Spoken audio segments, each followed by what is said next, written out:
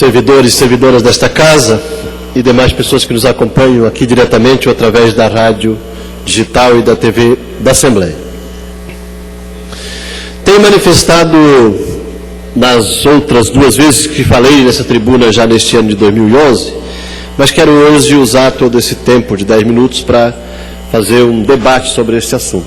A questão do salário dos deputados, aposentadoria de deputado e pensão de governadores, etc. Primeiro ponto.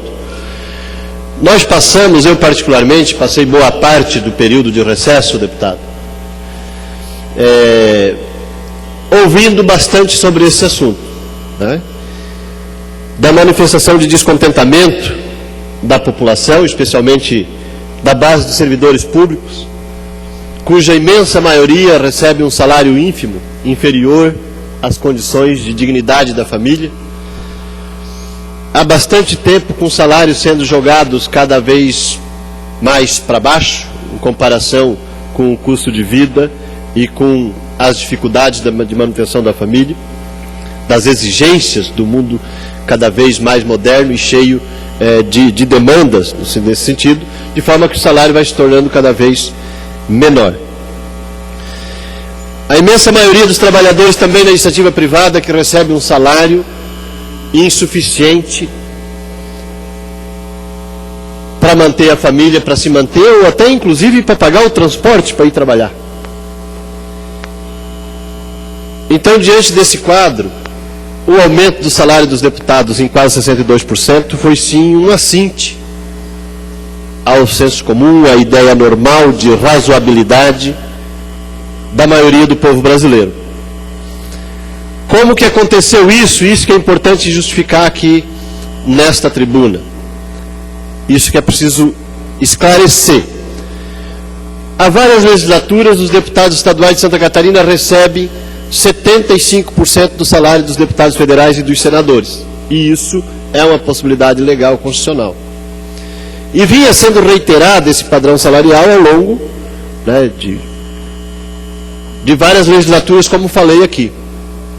No ano de 2010, no último dia legislativo, no dia 15 de dezembro, entre 17 e 18 horas, apareceu aqui uma resolução na mesa diretora que foi colocada em discussão e imediatamente em votação e foi aprovada, dizendo isso, que o salário dos deputados estaduais continuarão sendo 75% do salário dos deputados federais.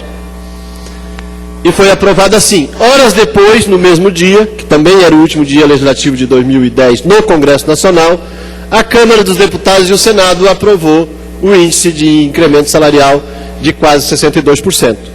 Com o argumento, com a justificativa de que é para equiparar o salário, o nível salarial dos poderes. Aumentou ainda mais proporcionalmente o salário do próprio presidente da República, ou da presidente, dos ministros do Poder Executivo.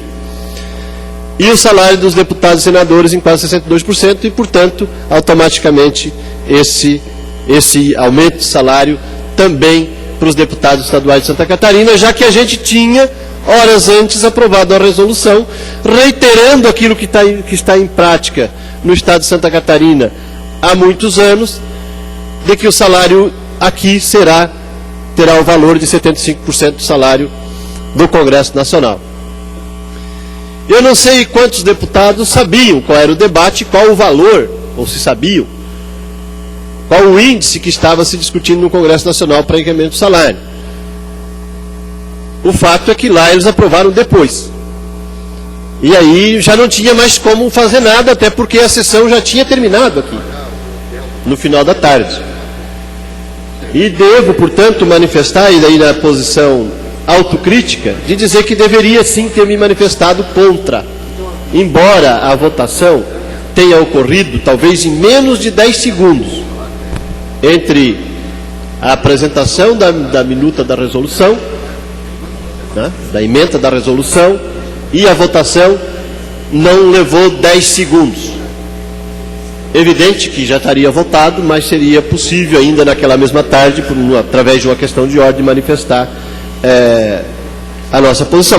Posição que, aliás, eu tinha manifestado na mesa diretora naquela manhã, ou na manhã do dia anterior, na reunião da mesa diretora com os líderes partidários, posição de que defenderia um reajuste proporcional para todos os salários do país e que o salário dos parlamentares e outras autoridades eleitas ou nomeadas devesse acompanhar um índice, um indexador nacional, como por exemplo o do salário mínimo. Isso falei já naqueles dias na reunião com a mesa diretora. No entanto, não manifestei isso aqui na tribuna.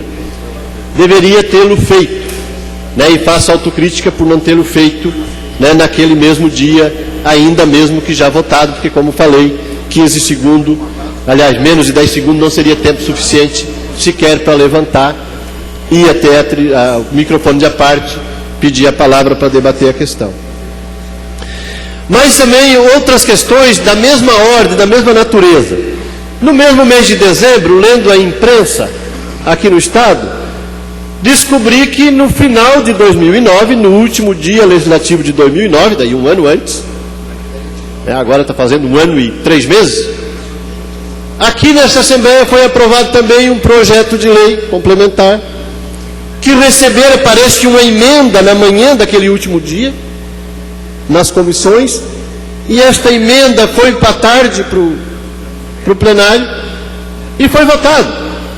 No dia que foram votados 105 projetos aqui nessa casa, inclusive a lei orçamentária do ano subsequente.